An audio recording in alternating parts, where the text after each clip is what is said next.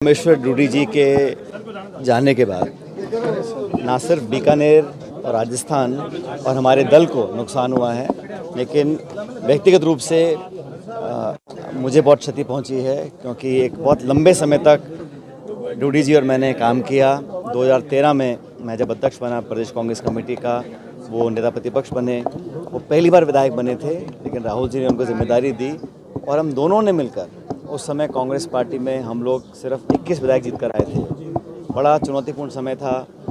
मोदी जी प्रधानमंत्री बन गए थे 14 में, वसुंधरा जी मुख्यमंत्री थी और पूरा बहुमत बीजेपी के पास था। उस कठिन दौर में सदन के अंदर, सदन के बाहर रामेश्वर डूडी जी और मैंने मिलकर पार्टी को मजबूती देने का काम किया था। और मेरे साथ इतनी सारी उनकी यादें जुड़ी हुई हैं जिनको मैं स्मरण करता हूं तो एक बहुत कमी महसूस होती है, क्योंकि हमारी अच्छी दोस्ती बन गई थी, हमारी बहुत अच्छी ट्यूनिंग हो गई थी और हम दोनों मिलकर पार्टी के लिए जो कुछ कर सकते थे हमने किया। और डूडी जी ने हमेशा किसानों की बात करी, मजबूती से करी, और वो सांसद रहे, विधायक रहे, नेता प्रतिपक्ष रहे।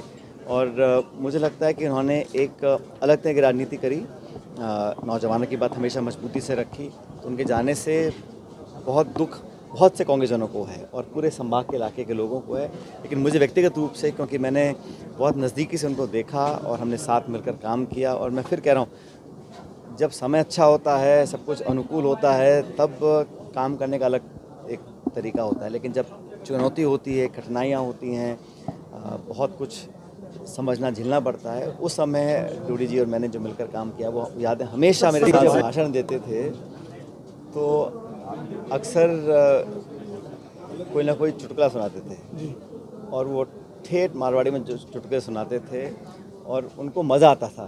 तो और हमेशा देखा उनको मैंने कि वो मुस्कुराने की उनकी आदत थी। मैं कहता था कभी कभी डूडी साहब से, मैंने कहा भाई मेरे में कमी है, मैं कम मुस्कुराता हूँ और आप ज़्यादा मुस्कुराते हो। तो उन्होंने कहा हम दोनों बैलेंस हो जाते हैं। लेकिन मुझे जब चुनाव इस बार नहीं जीत पाए थे 18 में, और उसके बावजूद भी उन्होंने हमेशा पार्टी के लिए काम करते रहे और हर स्तर पर मजबूती दी।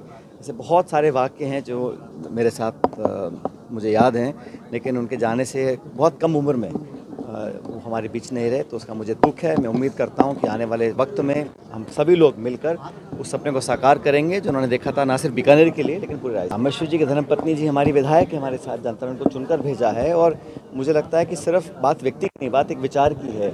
जिस विचार को लेकर वो आगे बढ़े थे कि किसान के बच्चे और बेटियाँ ऊंचे पद तक क्यों नहीं पहुंच सकते हैं, किसान की वो लड़ाई लड़ना चाहते थे, उसको संघर्ष को जारी रखेंगे, उसमें कोई कमी नहीं आएगी। लेकिन उनका पूरा परिवार कांग्रेस के लिए समर्पित रहा और आज भी बढ़ चढ़कर पूरा समूचा परिवार, एक व्यक्ति नहीं पूरा परिवार पार्टी के लिए काम कर रहा है। कोई भी व्यक्ति जाता है तो उसकी कमी भरने में समय लगता है, लेकिन जैसा मैंने कहा उनकी धर्मपत्नी को जनता ने जिता कर भेजा है, हमारी विधायक बनकर आई हैं, अच्छा वो काम क्षेत्र में कर रही हैं और पूरा परिवार लगा हुआ है।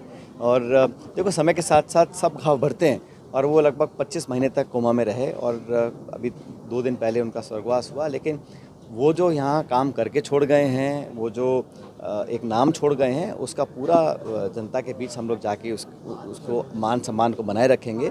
और जहाँ तक संगठन की बात है, हमेशा संगठन की बात उन्होंने। प्रदेश का सबसे महत्वपूर्ण, सबसे प्रसिद्ध अस्पताल जो SMS अस्पताल राजधानी में है, वहाँ पर लोग चिकित्सा के लिए जाते हैं।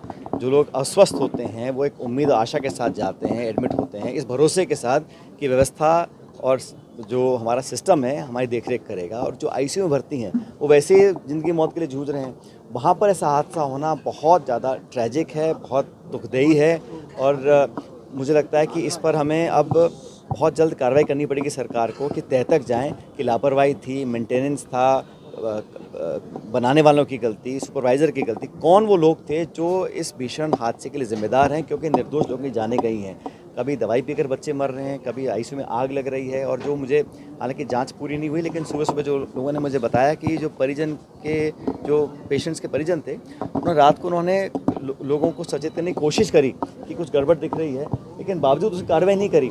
तो ये जो लापरवाही है, ये नहीं कह सकते टेक्निकल फेलियर था या हादसा हो गया। हादसे के पीछे कौन जिम्मेदार था, मेंटेनेंस कौन करता था, कौन सुपरवाइज करता था, कौन अकाउंटेबल है, ये तो तय करना पड़ेगा। क्योंकि अगर सरकारी अस्पताल में, जहाँ पर गरीब लोग जाते हैं, जहाँ पर लोग इस उम्मीद से जाते हैं कि हम दोबारा स्वस्थ होकर वापस लौटेंगे, वहाँ पर वो शिकार हो जाएं और मेरे ख्याल 7 या 8 मौतें ऑलरेडी हो चुकी हैं और न जाने और क्या होगा। तो मैं उम्मीद करता हूँ कि भगवान को जल्दी स्वस्थ करे और मेरी संवेदना उन सभी के साथ है जिनके लोगों की अंतिम सवाल। गठबंधन पूरी तरह चुनाव के लिए तैयार है और मैं पहले भी कह चुका हूं कि 20 साल से नीतीश कुमार जी मुख्यमंत्री बने हुए हैं, कभी भाजपा के समर्थन से, कभी आरजेडी के समर्थन से।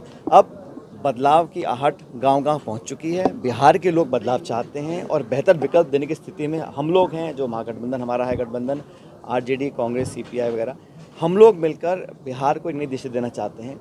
मुझे लगता है कि वहाँ इंजन डबल लगे हुए हैं पटना दिल्ली में, लेकिन वहाँ जनता को लाभ नहीं मिल पा रहा है। तो वहाँ हर वर्ग परेशान है। राहुल गांधी जी ने यात्रा निकाली अभी वहाँ पर, वोट अधिकार यात्रा। वहाँ पर जो जनसमूह उनको देखने के, सुनने के लिए आया, इस विश्वास के साथ लोग आए कि बदलाव होगा और हम अच्छे बहुमत के साथ वहाँ सरकार बनाएंगे।